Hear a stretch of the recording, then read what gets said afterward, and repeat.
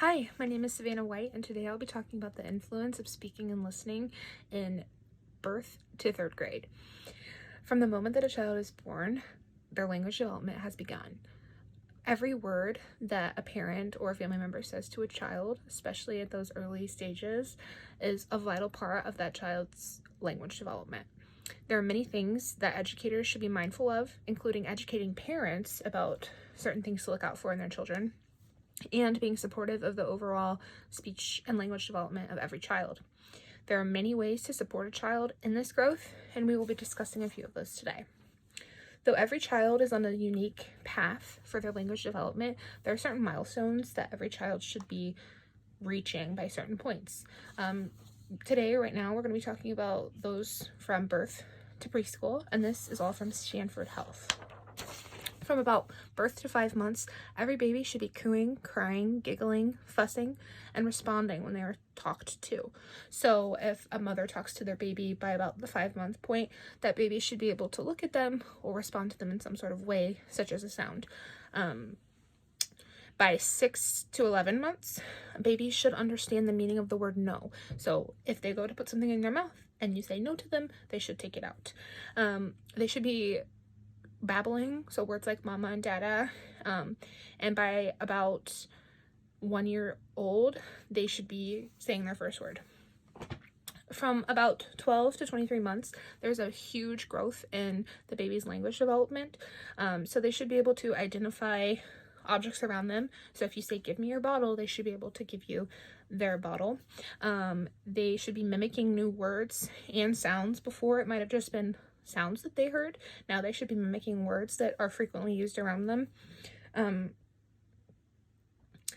They should also be able to communicate things that they need by about 20 months, such as more milk. That is something that is a huge growth from that 12 to 23 months. From this point to about 3 years, they should understand spatial words, such as go up the ladder and down the slide. They should also be able to answer simple questions with simple, maybe 1 to 3 word responses.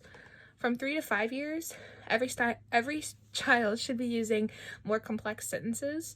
They should be able to share the way that they feel about something, like if something makes them upset or sad, they should be able to somewhat explain that. They should also be able to retell experiences such as what they did at preschool or at daycare. After this point, they start their elementary years. So from kindergarten to about 3rd grade, there's also a massive growth in their development. By kindergarten, students should have a pretty strong grasp of basic English. So they should be able to communicate very effectively, and you should be able to understand most of what they're trying to communicate to you. And that's according to the American Speech Language Association. From 1st and 2nd grade, most students can speak in complete sentences, and they have a very clear understanding. So they should have very limited problems with communicating things that they want or that they need. Also by this point, 1st and 2nd grade, they enjoy talking to others. So that's when you'll start to see groups of kids talking together, having fun. That's when you start to see those. They also like to share their opinions and share stories and things like that by this point. They should also be able to follow up to 4 verbal commands, so giving them 4 directions or things to do in the classroom with very limited repetition. By 3rd grade, students should be able to maintain eye contact when they're talking to someone else. They should also be able to understand the idea of taking turns when talking to another person, so it's not just them talking the entire time, they have to take turns. By 3rd grade, they should have a pretty strong understanding of that. In the first few years of elementary school, students' speech and language progression really changes a lot. By 3rd grade, they should be pretty strong speakers with each other. It's also super important for teachers to monitor their students during this time, because if a child is kind of falling short and falling behind, there's a chance that they could have a language delay.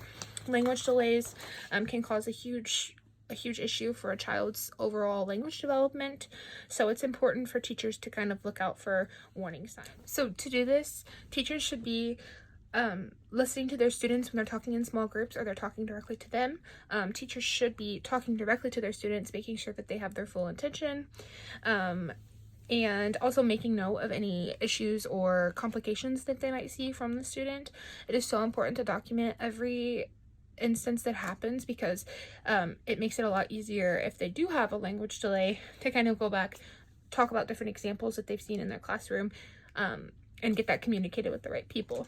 Also, don't be afraid to communicate with parents. Ask them about what's going on at home, see if they're seeing something similar or something different, and also to communicate with other support staff that can help the student and get them the best support that they need. Listening and speaking is also important for a child's reading and writing skills. When a child is a developed, strong speaker, they're more likely to hear words that they have read about, and it kind of goes hand in hand. So if a child's a frequent speaker, they're going to have a stronger vocabulary, making it easier for them to read, but also as they read, they're going to learn new words that they're going to also in turn use while they're speaking with other people. It can be a huge challenge for students with language delays in this case too. So it's important to be vigilant and make sure that students are becoming strong speakers and listeners. There are so many ways for educators to support their students in becoming better speakers and listeners. As humans, speaking is the easiest way for us to communicate with each other, so it's important that students get the opportunity to practice these skills while they're young so that they can bring that into the real world with them when they're finished with school.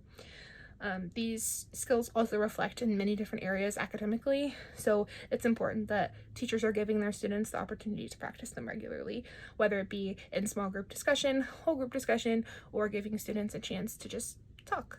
So as you can see, it's very important for teachers to support their students in listening and speaking development. Thank you.